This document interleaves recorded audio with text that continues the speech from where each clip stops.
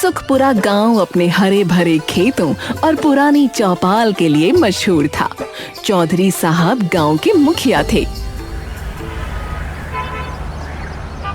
और उनका बेटा विशाल मुंबई से इंजीनियरिंग करके लौटा था। पूरे गांव में उसके स्वागत की धूम थी। देखो सुखपुरा वालों, मेरा बेटा इंजीनियर है, इंजीनियर। अब गांव की तकदीर बदलेगी। अरे अरे अरे चौधरी साहब की जय जय, चौधरी साहब की जय। पापा, मैं ऐप बनाऊंगा, सारी समस्याएं खत्म करूंगा। भैया, गाय चोरी की समस्या का भी ऐप है क्या? हाँ भाई, जीपीएस चिप लगाओ गाय पर। बेटा, हमें तो बरसात चाहिए, क्या ऐप बादल लाएगा? बुआ जी, वेदर एप्लीकेशन है मेरे पास। बेटा, बादल ऐप से नहीं आसमान से आते हैं। अरे चुप, इन अनपढ़ों को क्या समझ। चौधरी साहब अपने बेटे की तारीफ कर रहे थे। भीड़ के एक कोने में रामू चुपचाप खड़ा सब देख रहा था। वो सीधा साधा किसान था जिसे दिखावा पसंद नहीं था। मुखिया जी, एक बात बताओ। अरे रामू, तू किसान है, तुझे क्या? जी, बस ये पूछना है कि विशाल क्या करेगा? बादलों को नोटिस भेजेगा?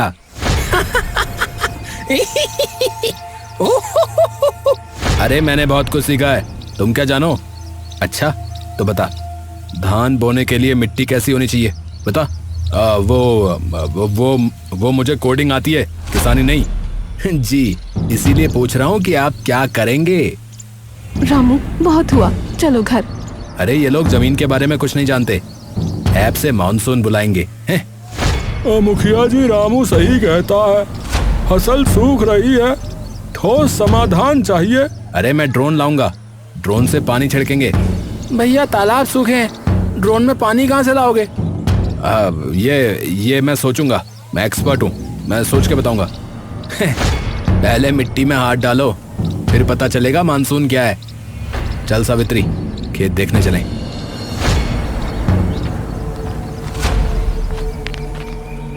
मुखिया का चेहरा लाल था और विशाल अपनी इज्जत बचाने में लगा था।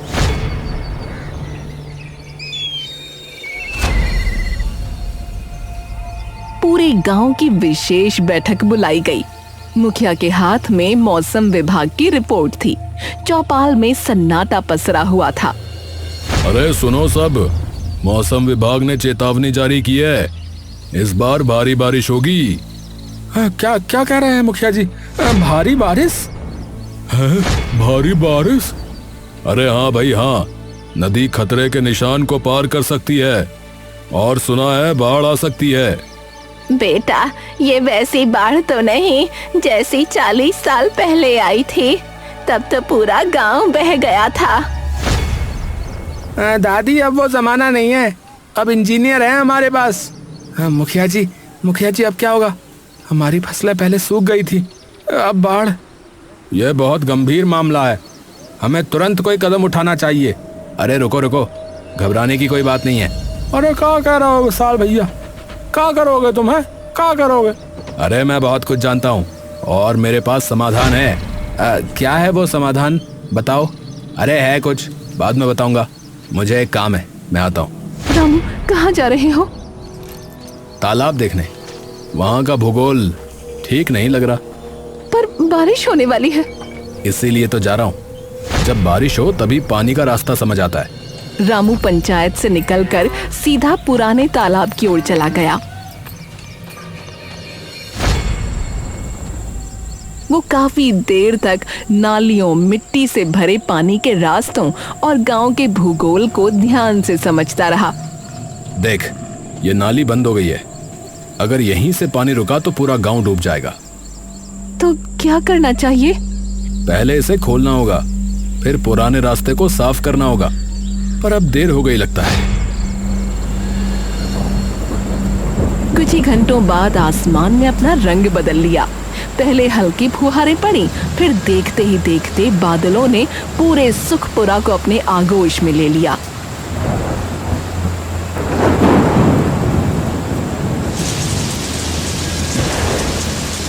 फिर लगातार 15 दिनों तक बारिश होती रही।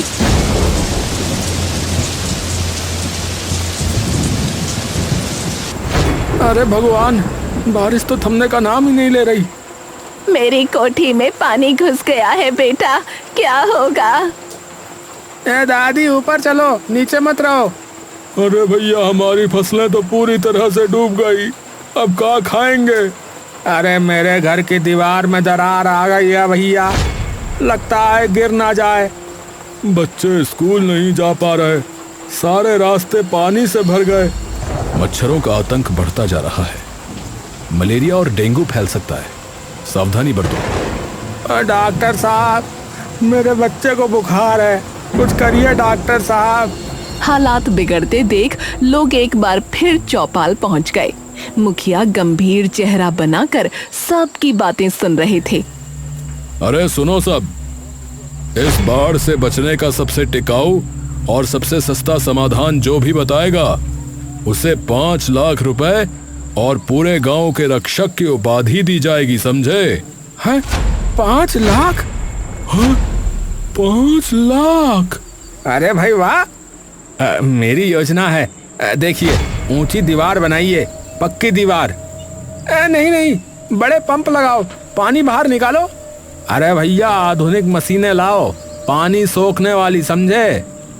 अरे नदी का रुख मोड़ दो भैया, किनारे बांध बनाओ। अरे रुको रुको, एक एक करके बताओ, कल सब अपने मॉडल लेकर आना, फैसला होगा। पापा, मेरे पास सबसे बेहतर प्लान है, कल देखिएगा। अरे रामू, तू कुछ क्यों नहीं बोलता रे? तेरे पास कोई सुझाव नहीं है क्या? सुझाव तो हैं, पर कल बताऊंगा, पहले मुझे कुछ जांचना है।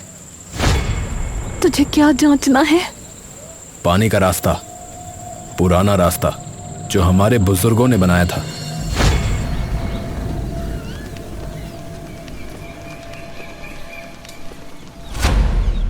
पंचायत में सभी अपने अपने मॉडल लेकर पहुंचे। किसी ने नक्शे बनाए थे, किसी ने लकड़ी के छोटे छोटे मॉडल तैयार किए थे।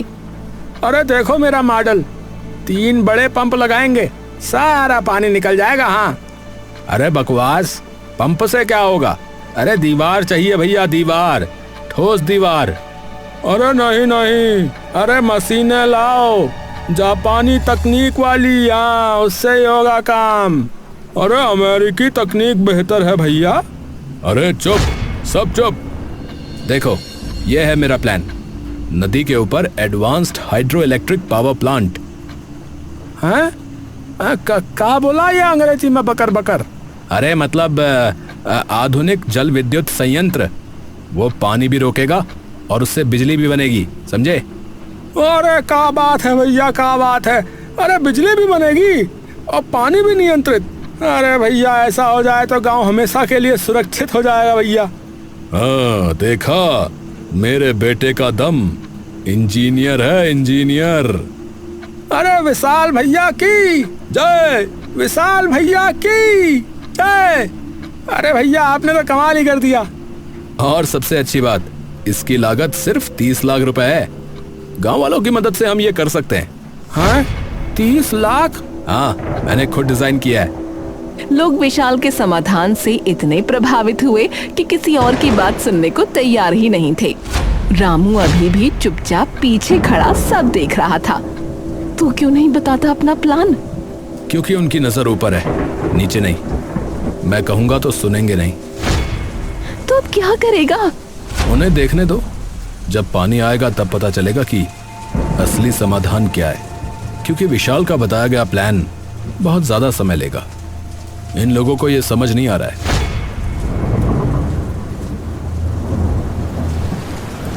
उसी रात मूसलाधार बारिश के बीच गांव के पूर्वी छोर पर एक पुराना मकान अचानक भरभरा कर गिर पड़ा।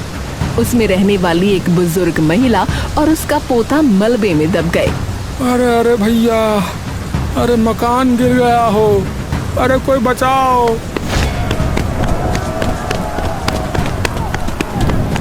अरे भैया, क्या होगा अब इसका? अरे जल्दी करो भैया, अरे जल्दी मलबा हटाओ, अरे लोग दब गए हैं। बचाओ, मेरा पोता, मेरा पोता। किसी तरह ग्रामीणों ने उन्हें मलबे से बाहर निकाला। बुजुर्ग महिला बुरी तरह घायल थी, हालांकि पोता सुरक्षित था। पूरा गांव डर से सहम गया। मेरा मकान, सारी उम्र की कमाई, सब खत्म हो गया। चिंता मत करिए, आप ठीक हो जाएंगी। पर रुकिए, आपका मकान तो पक्का था, फिर कैसे गिर गया? कुछ दिन पहले किसी ने मेरे घर की नींव के पास खुदाई की थी। मैंने समझा नाली साफ कर रहे हैं। हैं? खुदाई? किसने? अंधेरा था, पहचान नहीं पाई।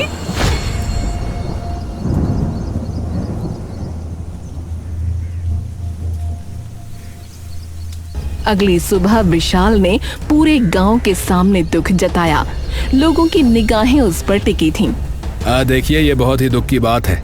अगर हम समय रहते मेरा आधुनिक समाधान अपनाते तो शायद ये हादसा टल जाता। सच कह रहे हो विशाल भैया, बिल्कुल। और एक बात, कल रात मैंने गांव में कुछ संदिग्ध गतिविधियां देखी। हैं? संदिग्ध? क्या मतलब? उम्मीद करता हूं कि कोई हालात का फायदा नहीं उठा रहा होगा, जानबूझकर नुकसान पहुंचाने की कोशिश। क्या कह रहे हो विशाल भैया? किसी ने जानबूझकर? मैं किसी पर उंगली नहीं उठा रहा, बस कह रहा हूं कि सतर्क रहें। उसकी निगाहें एक पल के लिए रामू पर टिक गईं। पूरी चौपाल ने वो नजरिया देख लिया। रामू ने कोई जवाब नहीं दिया। वो बस चुपचाप खड़ा रहा, मानो कुछ सोच रहा हो। उसे बस इतना याद था कि पिछली रात उसने दूर से विशाल की गाड़ी उसी दिशा से लौटते हुए देखी थी जहां मकान गिरा था। रामू, उसने तुम्हारी तरफ देखा। हाँ, मैंने देखा। तुम कुछ बोलते क्यों नहीं? समय आने पर सब सामने आ जाएगा, अभी तो बस पानी और ऊपर आने दो। पर तुम्हारा नाम तो। मुझे अपनी सफाई नहीं देनी। ये जो सच है ना, वो पानी की तरह अपना रास्ता खोज लेता है। चल, अब कुछ करना है। रामू मुड़ा और फिर से पुराने तालाब की तरफ बढ़ चला। रामू ने अब चुपचाप अपना काम शुरू कर दिया। वो दिन में खेत में काम करता दिखता,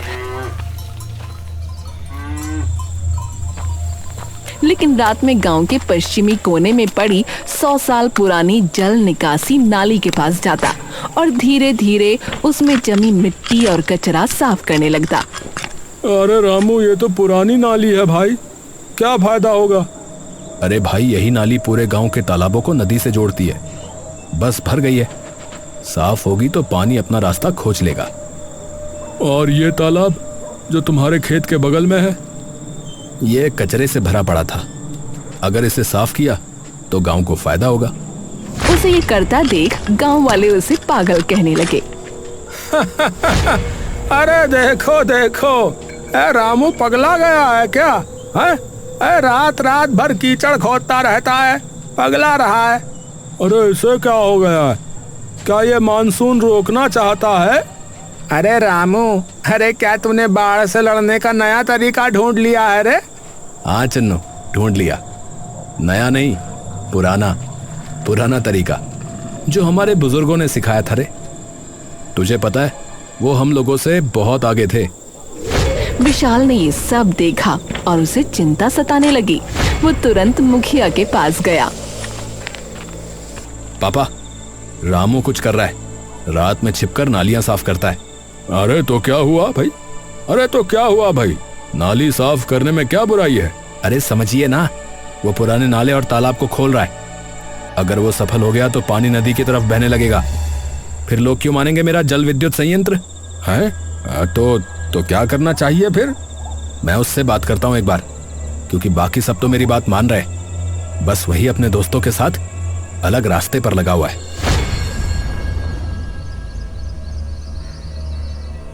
अगले दिन विशाल ने रामू को अकेले में बुलाया।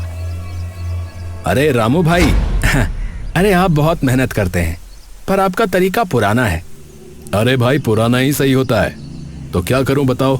अरे ये देखो, मैं तुम्हें अपनी जल विद्युत परियोजना की पूरी फाइल दिखाता हूँ। ये कितनी फायदेमंद है, समझ में आ जाएगा। अरे नहीं, मुझे नहीं देखना भैया। अरे कम से कम एक बार देख तो लो, तुमको भी फायदा होगा। इसमें बहुत फायदा है। अगर तुम मान गए तो मैं तुम्हें भी कमीशन दूंगा, अच्छा खासा पैसा। अरे मुझे पैसा नहीं चाहिए भैया, मुझे अपना गांव बचाना है। अरे रामू, अरे तुम बहुत जिद्दी हो, देख लेना अच्छा नहीं होगा तुम्हारा। विशाल ने लिफाफा वापस जेब में रखा और चला गया, लेकिन जल्दी में उसकी जेब से एक कागज निकलकर कीचड़ में गिर गया। रामू ने उसे देखा और धीरे से उठाकर जांचने लगा। ये क्या है? ओहो, ये तो बड़े काम की चीज है। रामू ने उसे जेब में रखा और घर चला गया। 11वें दिन जब बारिश अपने चरम पर थी, मुखिया ने एक बड़ी सभा बुलाई। सभी समाधान प्रस्तुत करने आए। आज सब अपना अपना समाधान प्रस्तुत करेंगे भाई। जो सबसे अच्छा होगा उसे पुरस्कार मिलेगा। हाँ, देखो मेरा जल विद्युत संयंत्र, आधुनिक और शानदार। अरे वाह वाह भैया, क्या बात है, कमाल है। इससे बिजली भी, पानी भी, सब कुछ। तभी रामू आया। उसके हाथ में कोई मॉडल नहीं था, बल्कि एक कुदाल और एक गंदा पत्थर था। सब हंसने लगे। अरे रामू, क्या है ये? क्या है भैया, कुदाल और पत्थर? क्या यहाँ बांध बनाएगा क्या? अरे ये तो बाढ़ को देखकर भाग जाएगा। अरे पगला गया है ये। अगर आप लोग मेरे साथ चलें तो दिखाऊं? अच्छा, चलो चलो, देखते हैं रामू भाई क्या कमाल दिखाते हैं।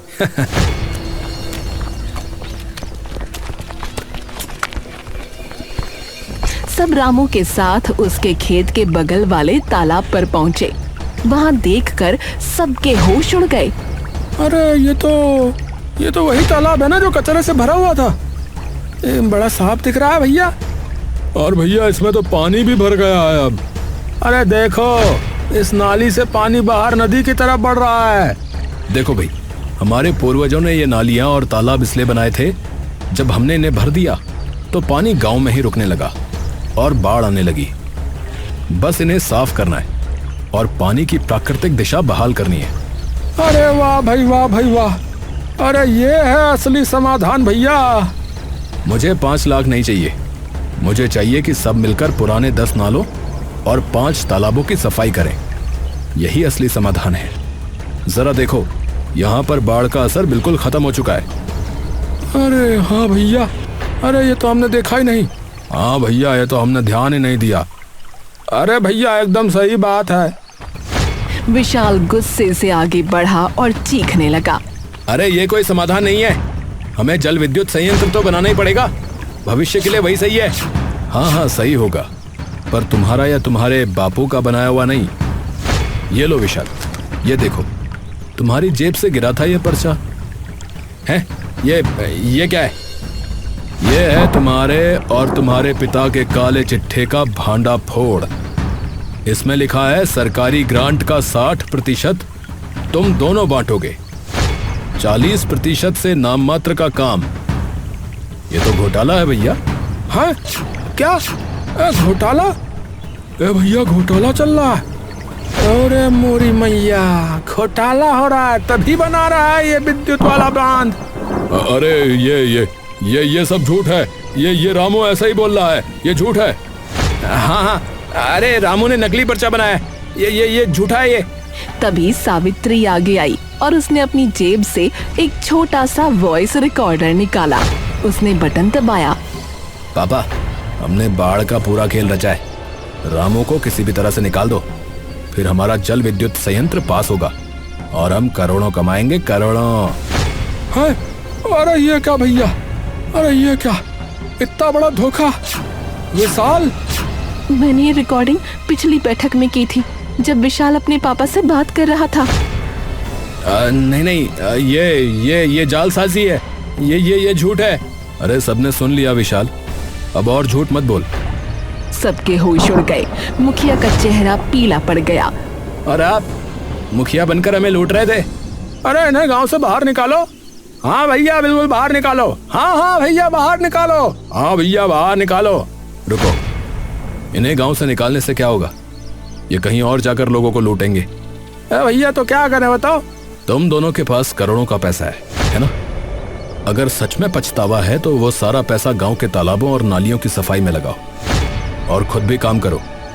यही तुम्हारी सजा होगी। अब ठीक है रामू, ठीक है, हम मान गए भैया।